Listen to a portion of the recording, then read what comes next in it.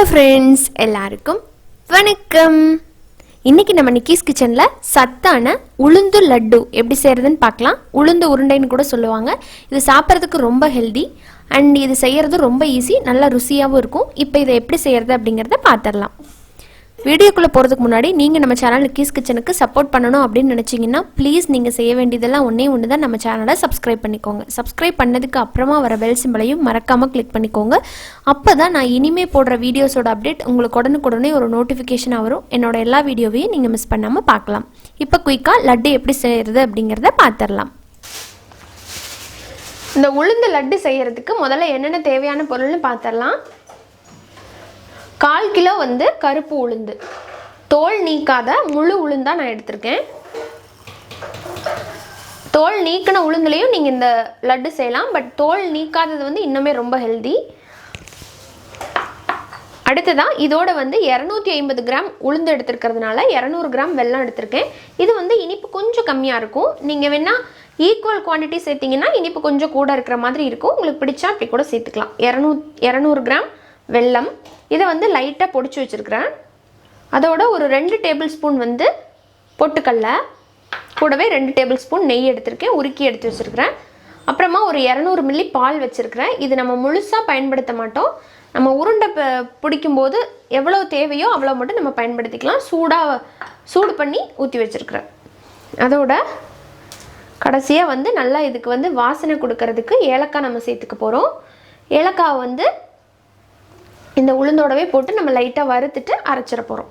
இப்போ இதை எப்படி செய்கிறது அப்படிங்கிறத பார்த்துடலாம். இப்போது நம்ம உளுந்தை வறுத்துக்கலாம். கடாய் சூடானதும் எடுத்து வச்சுருக்கிற உளுந்தை போட்டுடலாம். போட்டுட்டு இதிலேருந்து நல்ல ஒரு வாசம் வர்றது வரைக்கும் இதை நல்லா வறுக்கணும்.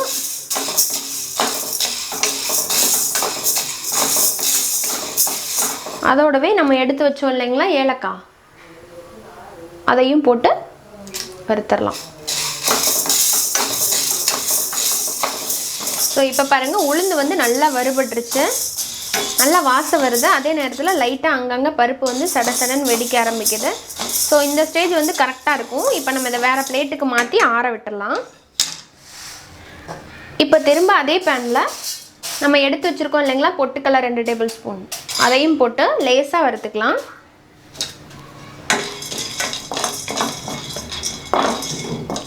இப்போ பொட்டுக்கல்லையும் வறுபட்டுருச்சு. இப்போ அதே உளுந்து கூட இதையும் சேர்த்துட்றேன். இப்போ நம்ம வறுத்த அந்த உளுந்து, பொட்டுக்கல்ல, ஏலக்காய் எல்லாத்தையுமே மிக்ஸி ஜாரில் மாற்றியாச்சுங்க. இது ஓரளவுக்கு ஆறுனதுக்கப்புறமா அரைச்சிக்கோங்க, அப்படி இல்லைன்னா நல்லா இருக்காது. ஸோ கொஞ்சம் ஆறிடுச்சு, நம்ம அரைச்சிட்டு வந்துடலாம். இப்போ அரைச்சிட்டு வந்தாச்சு பாருங்கள். இது சில பேர்த்துக்கு தரன்னு லட்டு பண்ணுவாங்க. நான் இன்னைக்கு கொஞ்சம் சாஃப்டாக செய்ய போகிறேன். அதனால சளிச்சிக்கலாம். இந்த மாதிரி சின்ன நைஸாக ஓட்டை இருக்கிற ஜல்லடையில் இதை சளிச்சிக்க போகிறேன்.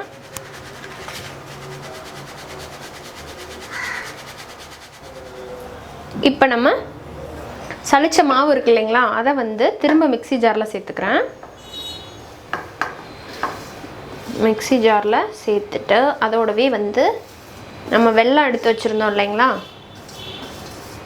வெல்லத்தை இது கூட சேர்த்து நம்ம கையில் பிசைகிறதுக்கு பொதுவாக இந்த மாதிரி மிக்ஸி ஜாரில் போட்டுட்டோன்னா உங்களுக்கு குயிக்காக வேலை முடிஞ்சிடும். அதுக்காக தான் இப்போ எடுத்து வச்சுருக்கிற அந்த 200 கிராம் வெல்லத்தை உள்ளே சேர்த்துடலாம். சேர்த்துட்டு மூடியை போட்டு திரும்ப இது நல்லா மிக்ஸ் ஆகிறது வரைக்கும் ஊட்டிக்கோங்க.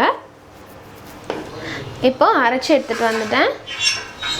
இப்போ இந்த பிளேட்டில் அதை போட்டுடலாம். இனிப்பு சரியாக இருக்குது, நான் டேஸ்ட் பண்ணேன் இப்போது. ஸோ தேவைன்னா நீங்கள் மறுபடியும் போட்டுக்கலாம். இப்போ இதில் நம்ம காய்ச்சி வச்சுருக்கோம் இல்லைங்களா பால், அதை கொஞ்சம் கொஞ்சமாக ஊற்றி நம்ம பிசைஞ்சிக்க போகிறோம். அதுக்கு முன்னாடி நம்ம எடுத்து வச்சுருக்கிற அந்த நெய் இருக்கு இல்லைங்களா, ஒரு 2 டேபிள் ஸ்பூன், அதை ஊற்றிக்கலாம்.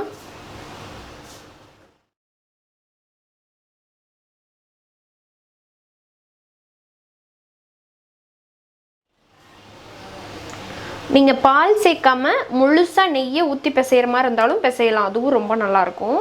ரொம்ப ருசியாக இருக்குங்க அது.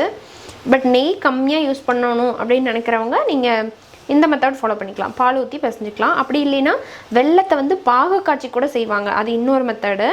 பட் அது கூட ரொம்ப நாள் நீங்கள் வச்சு சாப்பிட்டீங்க அப்படின்னா கொஞ்சம் கல் மாதிரி ஆகிறதுக்கு சான்சஸ் இருக்குது. பட் இந்த 2 மெத்தடும் வந்து எவ்வளோ நாள் வச்சு நீங்கள் சாப்பிட்டீங்கனாலும் அப்படியே வாயில் போட்டோன்னே கரையிற மாதிரி தான் இருக்கும் லட்டு. பால் சூடாக தான் இருக்குது. ஸோ கொஞ்சம் போல் ஊற்றிக்கிறேன்.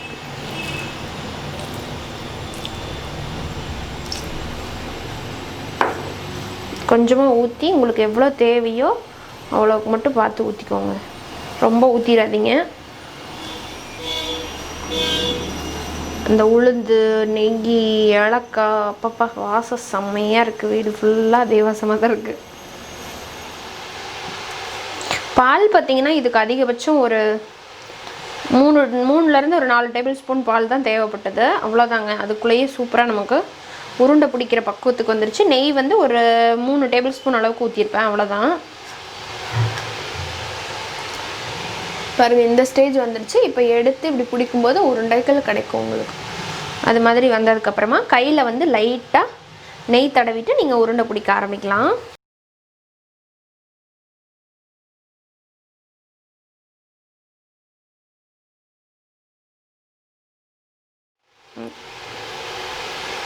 பாருங்கள், சூப்பராக நம்மளோட கருப்பு உளுந்து லட்டு ரெடி ஆக போகுது. சூப்பராக இருக்குல்ல? ஸோ லைட்டாக இது மாதிரி ஆயில் நெய்யில் வந்து தொட்டு நீங்கள் பிடிச்சிக்கலாம். சரி, நான் பிடிச்சிட்டு காமிக்கிறேன் உங்ககிட்ட.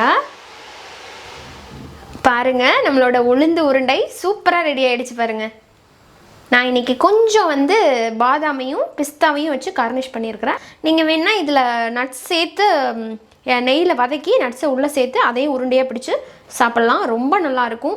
முக்கியமாக பெண் குழந்தைகளுக்கு கண்டிப்பாக அவசியம் இதை வந்து செஞ்சு கொடுங்க. உளுந்தங்கஞ்சி ரொம்ப நல்லது. உளுந்தங்கஞ்சி செய்ய முடியாதவங்க இந்த மாதிரி லட்டு மாதிரி பண்ணி வச்சுக்கிட்டிங்கன்னா கூட இதில் வந்து நம்ம வெல்லம் சேர்த்துருக்குறோம், பொட்டுக்கல்ல, நெய், பால், அதுக்கப்புறமா உளுந்து, கருப்பு உளுந்து, அதுவும் தோல் நீக்காத உளுந்து முடிஞ்ச வரைக்கும் அதை வாங்கி பயன்படுத்துங்க. ரொம்ப நல்லாயிருக்கும். ஸோ அவங்களுக்கு சின்ன வயசுலேருந்தே கொடுத்துட்டு வாங்க. இது மாதிரி நீங்கள் கொடுத்துட்டு வரும்போது அவங்களுக்கும் அந்த கடையில் வாங்கி சாப்பிட்றத முடிஞ்ச அளவுக்கு தவிர்த்துருவாங்க. வீட்டில் நம்ம செய்கிற லட்டுகளோட டேஸ்ட் பிடிக்க ஆரம்பிச்சிருச்சுன்னா அதெல்லாம் அவங்களுக்கு ஃப்யூச்சரில் பிடிக்காது. அவங்க குழந்தைகளையும் அவங்க இந்த மாதிரி ஹோம்மேட் லட்டு செஞ்சு ஹெல்த்தியாக வச்சுப்பாங்க. ஸோ நம்மளும் இதை கொஞ்சம் கொஞ்சமாக நம்ம பழைய காலத்தில் நம்ம பெரியவங்க செஞ்சதை மறக்காமல் நம்ம குழந்தைகளுக்கு இதே மாதிரி செஞ்சு கொடுப்போம். ஸோ இதை நீங்கள் ட்ரை பண்ணி பார்த்துட்டு சொல்லுங்கள் எப்படி வந்துச்சுன்னு. சூப்பராக இருக்குது பாருங்கள். கொஞ்சமாக தான் நம்ம நெய் சேர்த்தோம், பட் கொஞ்சம் கூட கிராக் இல்லாமல் சூப்பராக நம்ம உளுந்து உருண்டை பிடிச்சாச்சு. ரொம்ப நல்லா ருசியாக இருந்ததுங்க. அந்த உளுந்தோட வாசம் வந்து நல்லா அருமையாக இருக்கும் நம்ம வறுத்து சேர்த்துருக்கிறதுனால. ட்ரை பண்ணி பாருங்கள், ட்ரை பண்ணிவிட்டு சொல்லுங்கள். இதே போல் ரெசிபிஸ் எல்லாத்தையுமே நான் step by step picture and ப்ரொசீஜரோட என்னோடய பிளாகில் வந்து நான் போஸ்ட் பண்ணிகிட்ருக்கிறேன். அதோட லிங்க் வந்து டிஸ்கிரிப்ஷன் பாக்ஸ்லேயும் கொடுக்குறேன், இப்போ உங்கள் ஸ்க்ரீன்லேயும் தெரியும். ஸோ பார்த்துட்டு உங்களோட சப்போர்ட்டை எனக்கு அந்த பிளாக்குக்கு கொடுப்பீங்கன்னு நம்புகிறேன். ஸோ இந்த வீடியோ உங்களுக்கு ரொம்பவே பிடிச்சிருக்குன்னு நினைக்கிறேன். பிடிச்சிருந்தால் லைக் பண்ணுங்கள். யூஸ்ஃபுல்லாக இருக்குன்னு நினச்சிங்கன்னா ப்ளீஸ் ஃப்ரெண்ட்ஸ் அண்ட் ஃபேமிலியோட நிறைய ஷேர் பண்ணுங்கள். இன்னொரு இன்ட்ரெஸ்டான அண்ட் ஹெல்த்தியான ரெசிபியோட உங்களை சீக்கிரமாக வந்து மீட் பண்ணுறேன். அது வரைக்கும் நன்றி, வணக்கம்.